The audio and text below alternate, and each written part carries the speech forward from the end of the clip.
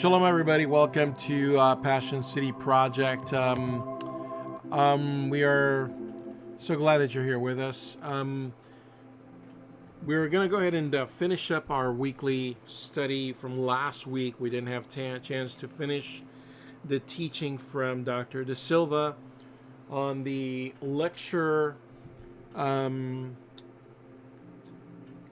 honor and shame from the cultural perspective of the ancient world in the time of Jesus. And so we were kind of touching on some very important bases. We're right now in the middle of an introduction to a lesson that we do on a weekly basis. We actually follow a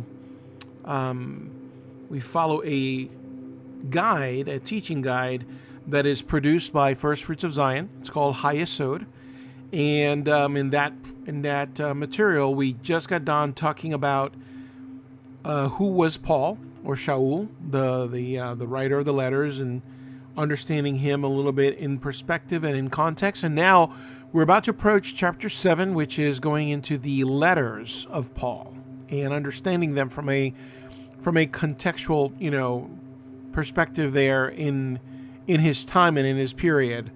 There's a lot of social, geopolitical things happening that are going on in the world at the time that Paul is writing these letters. So I saw it fit for us to understand some concepts that are not normally taught on a Sunday school or discipleship program or just on a flyby YouTube video here.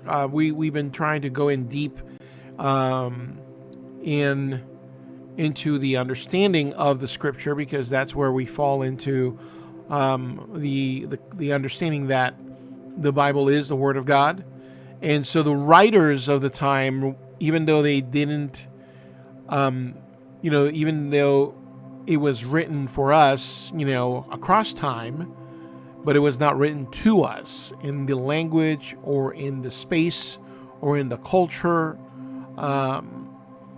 Things that were happening then, we've never lived, and vice versa on their side. They would never imagine that we've been living in these times. So there's a lot of things that we just have to grow to understand. So if you're tuning in for the first time today, I want to let you know this is part 2 to last week's lesson. So I would recommend that you watch last week's lesson first and then tune into this one. Today is going to be shorter. I'm going to go ahead and present the other half of the video from last week from the lecture, and then we're going to just close today's lesson, so it'll be a short lesson for you. And then we'll pick up again the ball next week, continuing on some more definitions and some more subjects that we want to touch on. So I hope you enjoyed today's lesson, and you have a great and wonderful day.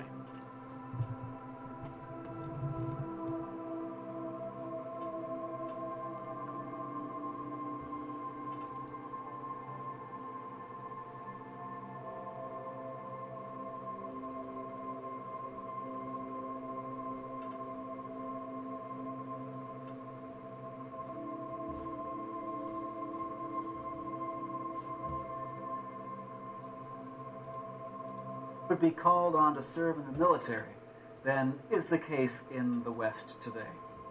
And if you were to go back, say, to the 4th century BC, any male in Greece could be called upon to serve in the military. And the survival of your city-state depended upon your willingness to go out there and take a spear in the thigh, or worse, for your city-state. Hence, city-states honored the courageous. And I, as a 4th century BC Athenian, am reared from birth to regard courage as a great virtue to embody, as more valuable than security, comfort, life itself. And so, as I hear soldiers, especially the fallen soldiers, praised, as I hear funeral orations pronounced over their immortal fame, I am socialized into being willing to go and do likewise. And so the city-state survives. And so the rebellious province, for example, Judea, in the 66 to 70 AD, is able to pull off some of what is able to mount against Rome, ultimately terribly unsuccessfully. But because of this commitment to put the good of the group, no matter what the cost to the self, first. Courage. Generosity would be another exemplary value. In this world, if there was going to be a civic improvement in your city, in your village, it was going to come because some rich person was going to make it happen.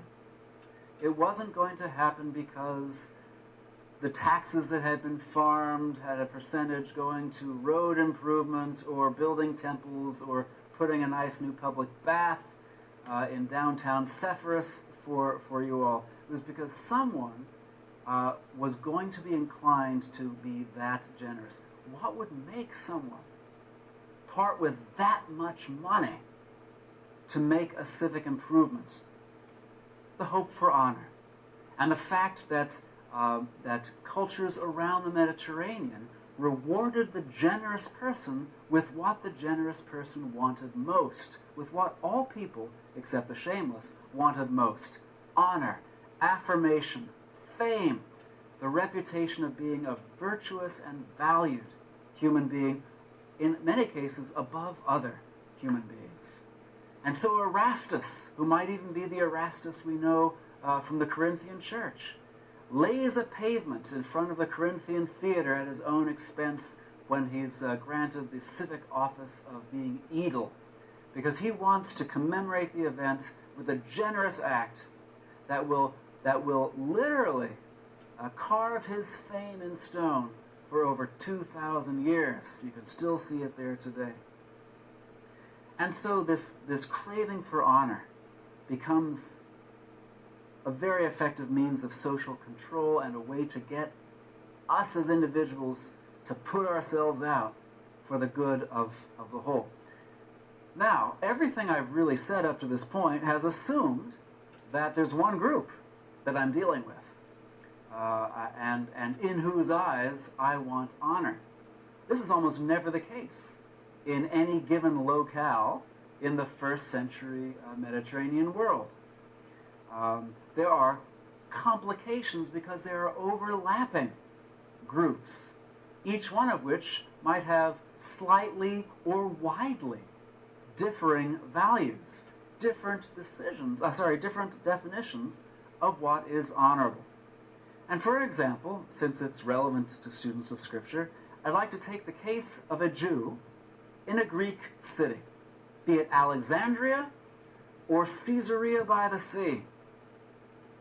What is honorable to the Jew often loses him or her honor in the eyes of non-Jews.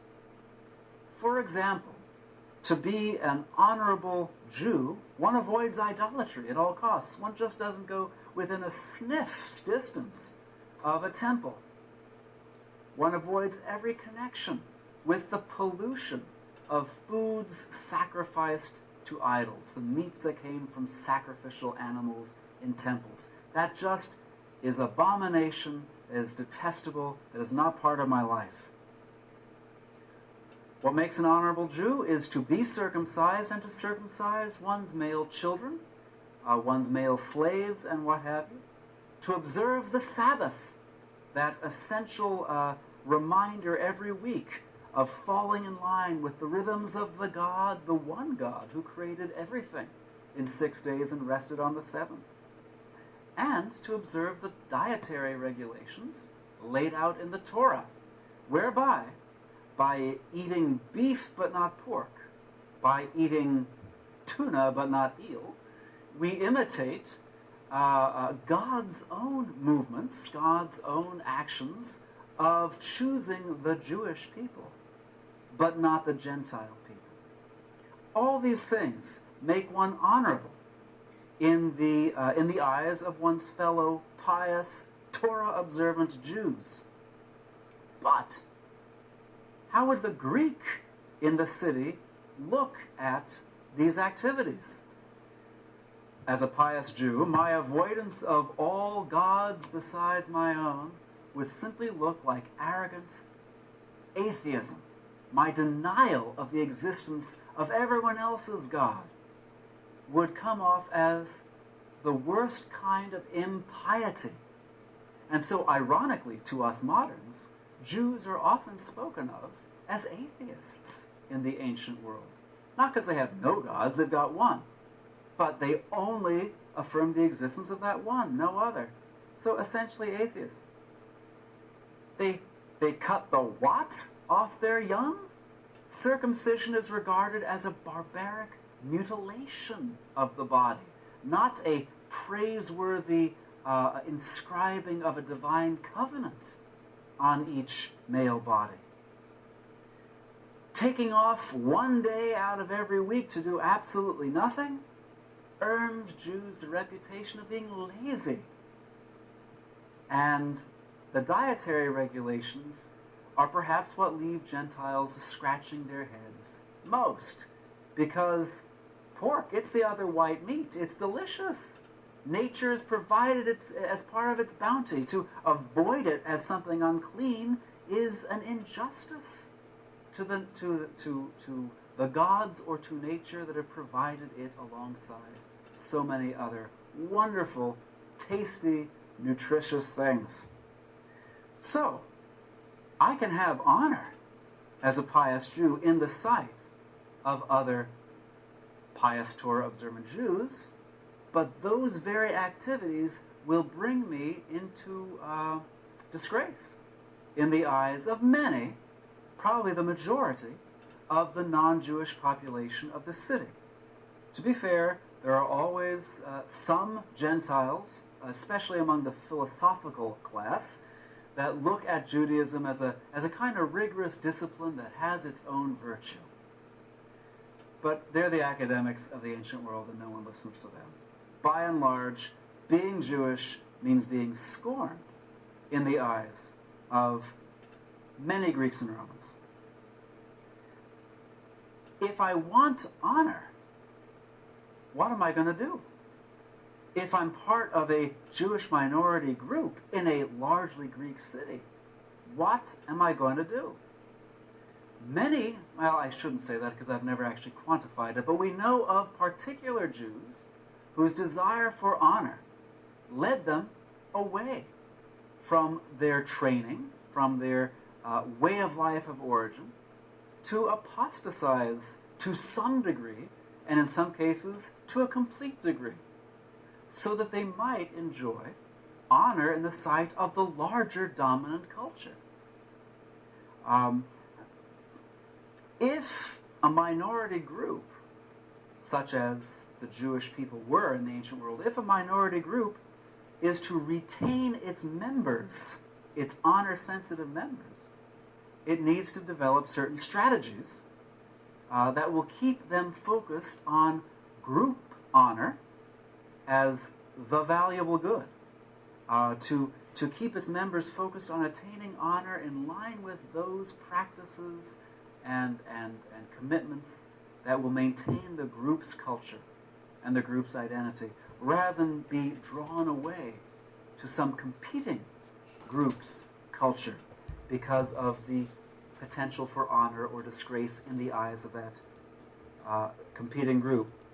So, I would like to take some time now in the last part of this lecture to run through those strategies, because they're strategies that we will find operative throughout the New Testament, because early Christianity was the minority group par excellence in the ancient world. If you think it was tough to be a Jew in Ephesus, perhaps a community of 100,000, try being a Christian in Ephesus, perhaps a community of 50. So we really had to, in Paul's time, very small, we're just talking scores of people, not even hundreds of people. So we do find the authors of the New Testament being particularly attentive to this matter of how to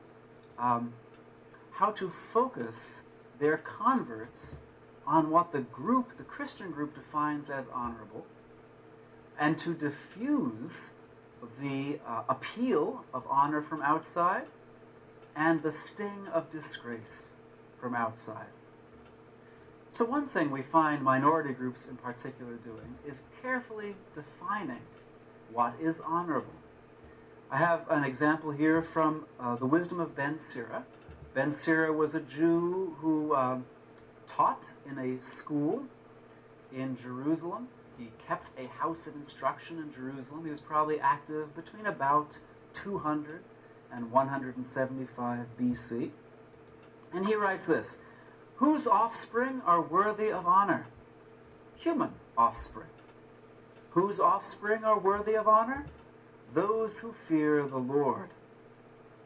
Whose offspring are unworthy of honor? Human offspring. Whose offspring are unworthy of honor? Those who break the commandments.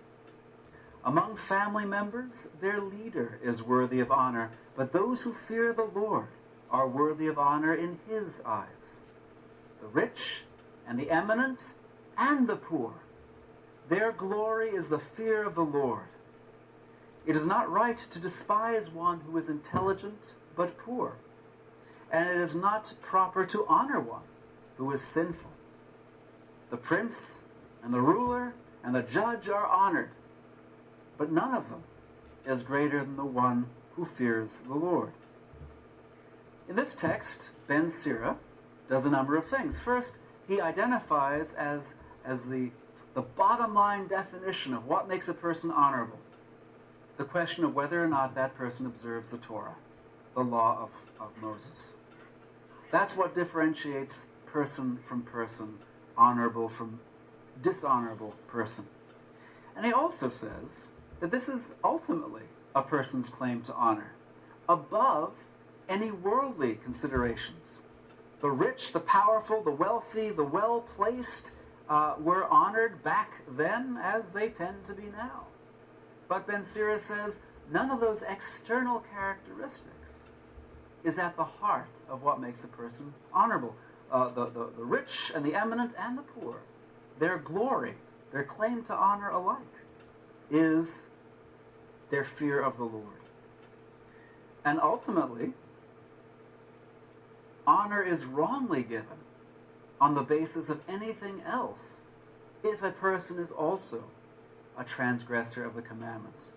So in texts like this, we find the representative of an increasingly minority culture, even in Judea in the 2nd century, because the impetus to become like the nations, to take on Greek culture and Greek forms and Greek names, and thus join that larger world and get on the map and have the potential for honor within that larger world, was gaining ground. Even there, we find Ben Sira using this strategy. It's also very important to define whose opinion matters. Anthropologists have talked about the court of reputation or the court of opinion. Who are those significant others whose opinion of you counts, and thus in whose eyes honor and shame count? Again, turning to Ben Sira, we find him defining this court of reputation to be centered around God himself. So he writes, God said to them, "Beware of all evil." And he gave commandments to each of them concerning the neighbor. Their ways are always known to him. They will not be hid from his eyes. And a bit later in the same book, the person who commits adultery, his fear is confined to human eyes. And he does not realize that the eyes of the Lord are 10,000 times brighter than the sun. They look upon every aspect of human behavior and see into hidden corners. In both of these texts, Ben Sira reminds his pupils that God sees everything.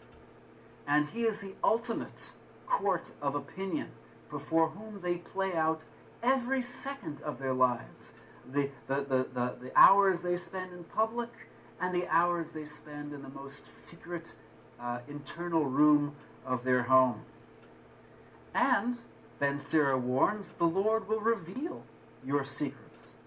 He will overthrow you in the midst of the congregation because you didn't approach with proper regard for the Lord and your heart was full of insincerity. So ultimately, one's honor in society is in the hand of God to preserve or to cast down, depending on whether or not one has pursued what is honorable in God's sight first and above all else.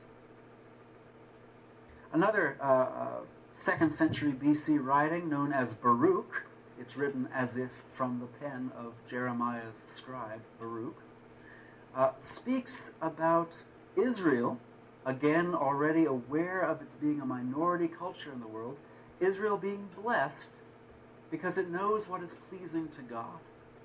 It knows who the ultimate significant other is. It has the information about how to live honorably before that significant other, so as to enjoy the kind of grant of honor that will last not merely for this lifetime, but forever.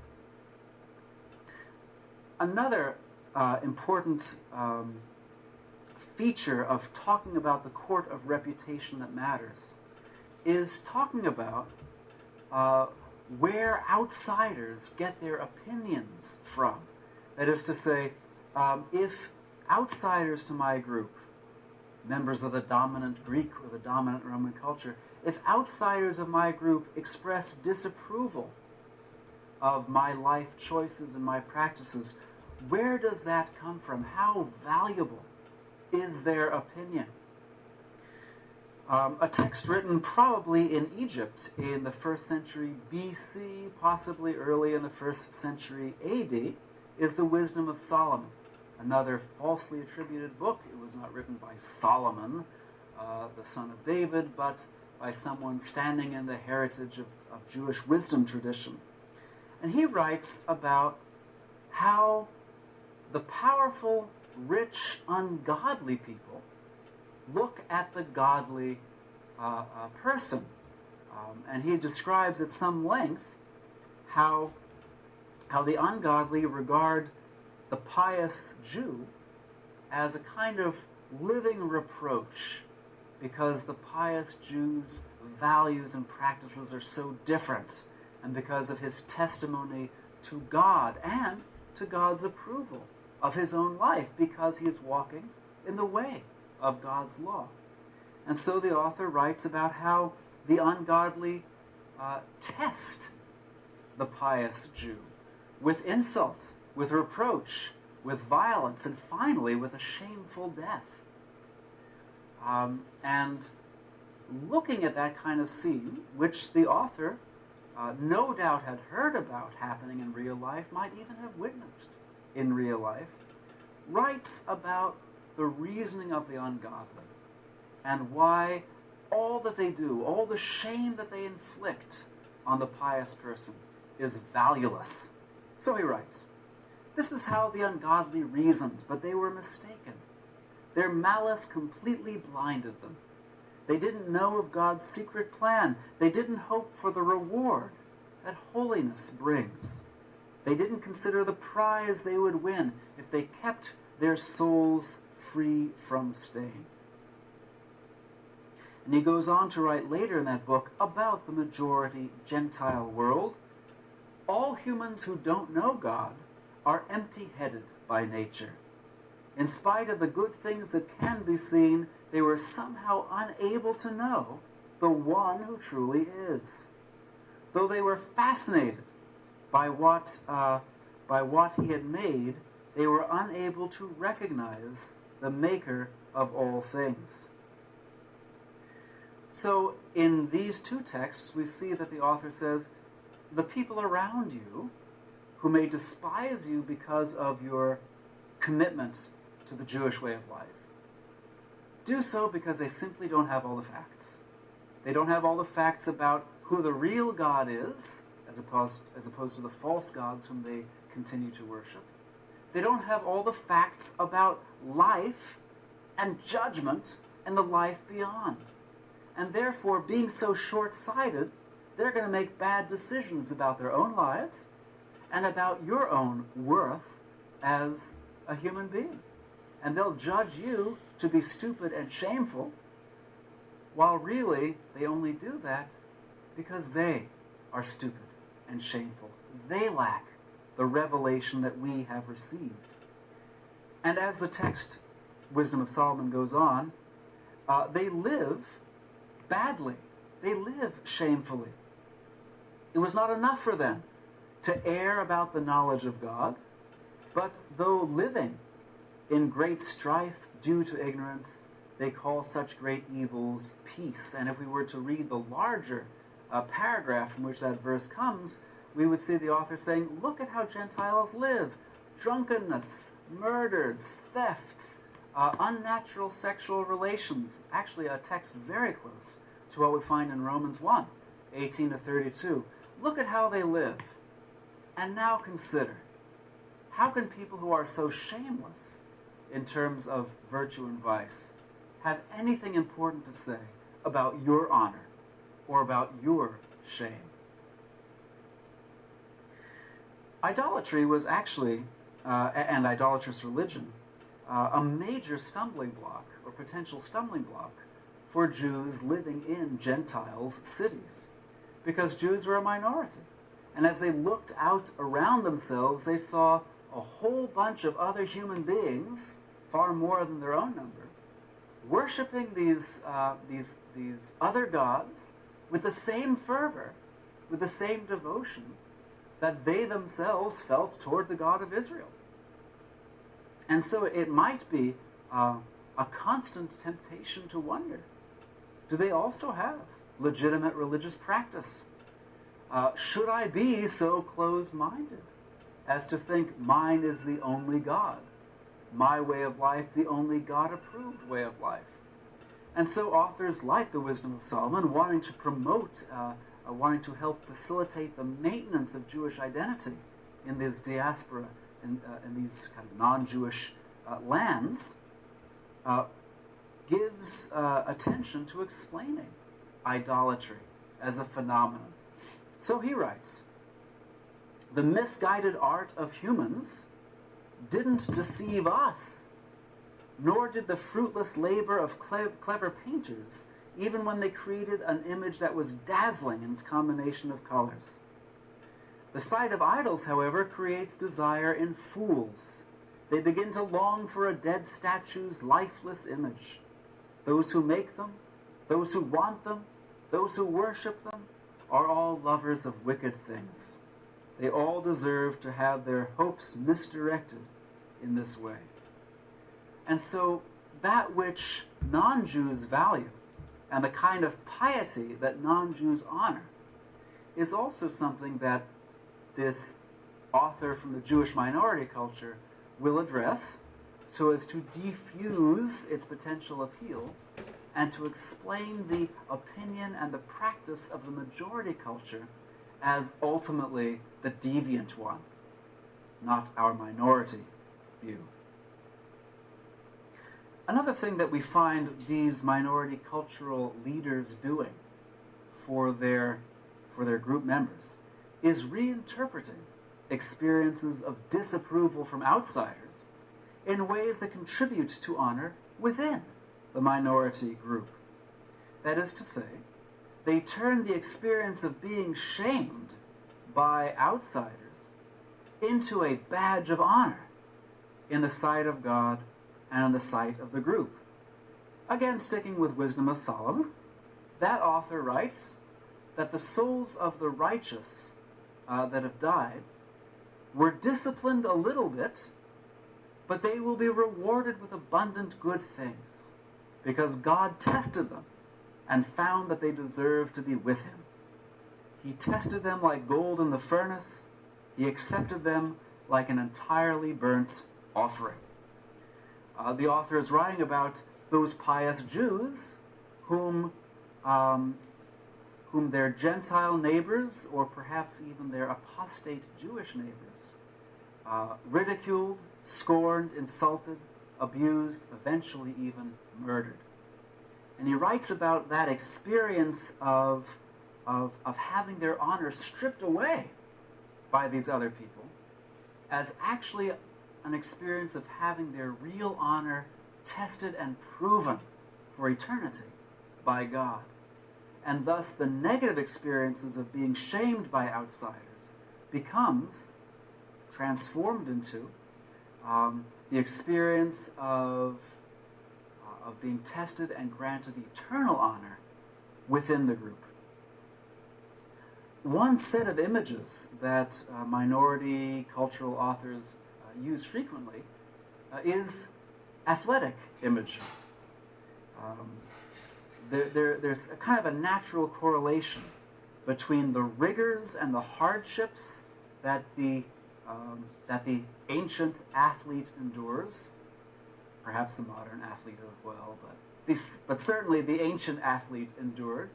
The rigors of training, the pain of training, the pain of a wrestling or a boxing match in a world before, protective padding and helmets and gloves and what have you. All the pain that such a person endured for the hope of honor, for the hope of a victory.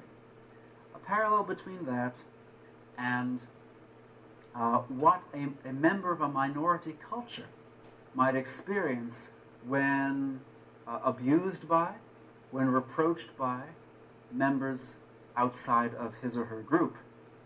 And so we find the author of 4th Maccabees using athletic imagery to transform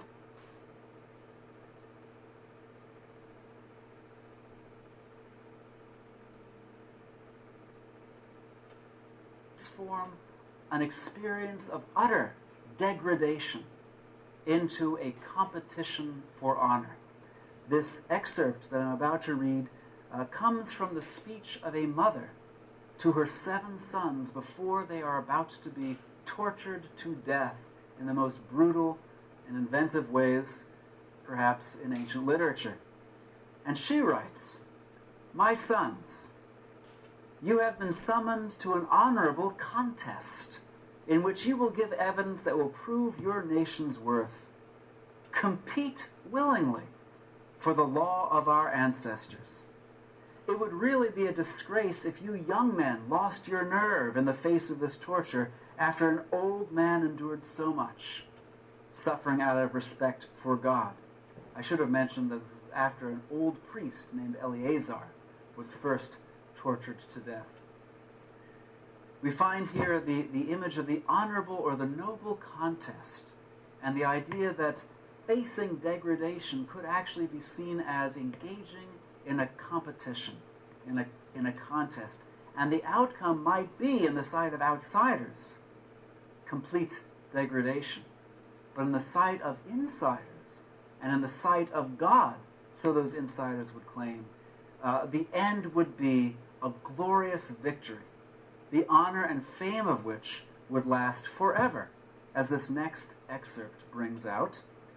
The competition in which they were engaged was truly divine. Virtue itself, moral character itself, handed out awards that day, having proved their worth through their endurance. Victory brought immortality through an endless life. Eleazar, the aged priest, was the first competitor. The mother of the 7 children and those brothers competed also. The tyrant, who was torturing them, was the opponent, and the world and the human race were the audience. Respect for God won the day and crowned its champions. Who wasn't amazed at the athletes who were competing in the name of the divine law? Who wasn't astonished? As we read from the New Testament also, we would find athletic imagery similarly being used to transform the dominant culture's rejection and attempts to shame the Christian converts into returning to their old way of life, into an athletic competition where victory consisted not in giving in, but holding out to the end, and thus receiving a wreath, or in more popular translations, receiving a crown at the end of the day.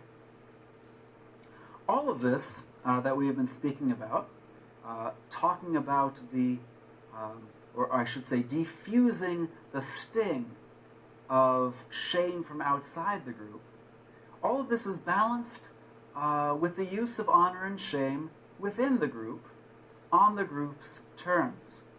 That is to say, Ben Sira, the author of Wisdom of Solomon, the author of 4th Maccabees, all would have their Jewish audiences continue to vitally engage one another in such ways that they reinforce the value of Torah observance as the way to honor. That in their interactions with one another day by day, they approve, they applaud, they commend, and thus they reinforce one another's commitment to live out the Jewish way of life. And conversely, use shame within the group to dissuade individuals who are wavering in their commitment to the Torah observant way of life. One fine example of this, which I'll only mention, is the hymn in praise of the ancestors, kind of a 6-chapter coda at the end of the Wisdom of Ben Sira, in which Ben Sira goes through, in effect, the whole history of the Jewish people from Adam to the most recent high priest, Simon II, Simon the Just, showing how those who lived out God's covenant won everlasting honor, while those, like the wicked kings of Israel and Judah, who departed from God's covenant, won for themselves everlasting shame, and won actually for their nations shame by virtue of being conquered by other nations. One final aspect of honor in the environment of the ancient world that I want to dwell on has to do with competition for honor and competitions for its reward in the public sphere. The ancient Mediterranean, like some pockets of the modern Mediterranean, has been described as an agonistic culture, a culture of competition, in which honor is regarded as a limited good.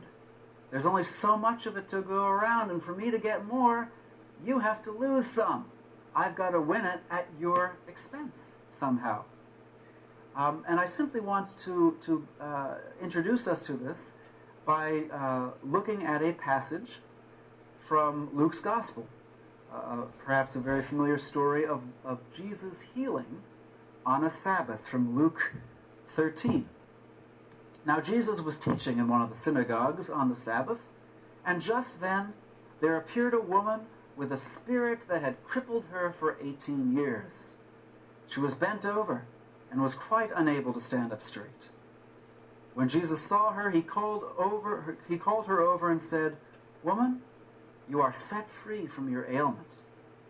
When he laid his hands on her, immediately she stood up straight and began praising God. But the leader of the synagogue, indignant because Jesus had cured on the Sabbath, kept saying to the crowd, "There are 6 days on which work ought to be done. Come on those days and be cured, and not on the Sabbath day." But the Lord answered him and said to him, "You hypocrites! Does not each of you on the Sabbath untie his ox or donkey from the manger and lead it away to give it water? And ought not this woman, a daughter of Abraham whom Satan bound for 18 long years, be set free from this bondage on the Sabbath day?" When he said this, all his opponents were put to shame, and the entire crowd was rejoicing at all the wonderful things that he was doing.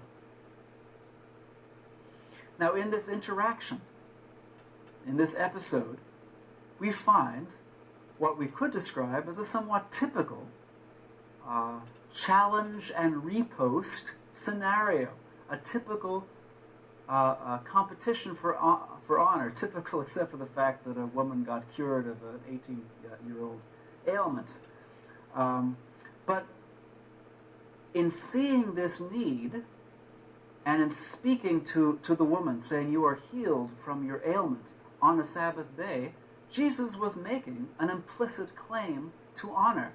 It's not foregrounded in this story, but we do encounter it in another healing story, the healing of the paralyzed man, recounted in Mark 2, so that you might know that the Son of Man is also Lord of the Sabbath. He says, "Take up your bed and walk."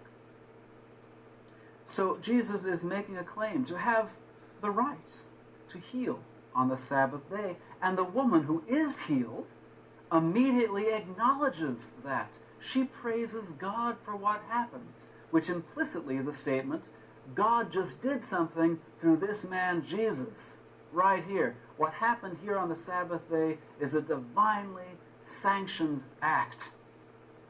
Then, of course, the counter-challenge comes. The leader of the synagogue intervenes and attempts to put Jesus in his place indirectly. He doesn't speak to Jesus, "You shouldn't be healing on the Sabbath," but indirectly he says to the crowd, "Don't come on the Sabbath to be healed. This is not the day to do it. There's 6 other days to do it." Of course, that is much more directed at Jesus. What you just did was wrong. You shouldn't be healing on the Sabbath. You're breaking the law. Jesus responds to this challenge. He poses a riposte, to use the language of fencing, where someone thrusts, another parries and riposts, thrusts back, and says, "You would break the Sabbath too just to help an animal. You take care of your livestock on the Sabbath. Isn't it a much more a pressing need then to take care of a human being? Isn't the Sabbath the perfect day on which to undo the works of Satan, who has bound this woman?" Now, the important, the verdict over this exchange doesn't come from Jesus, and it doesn't come from the synagogue leader. They have both launched their volleys at one another. The decision comes from the onlookers. They're the ones who decide who's won honor, who's lost honor in this exchange. And Luke is very attentive to this as their role, for he writes in his concluding sentence, "His opponents were put to shame. The entire crowd was rejoicing at the wonderful things that Jesus was doing." So in this exchange, it was Jesus who comes out ahead in the honor game, as it were, having been challenged but having successfully defended his authority in the eyes of public opinion. In our next lecture, we will look more closely at a single New Testament text. And our goal will be to show how these topics that we've talked about in this lecture, pertinent to the honor culture and the honor-shame dynamics of the first century Mediterranean, help us enter into the pastoral situation of, and the strategic response to the situation of a particular New Testament text, namely 1 Peter.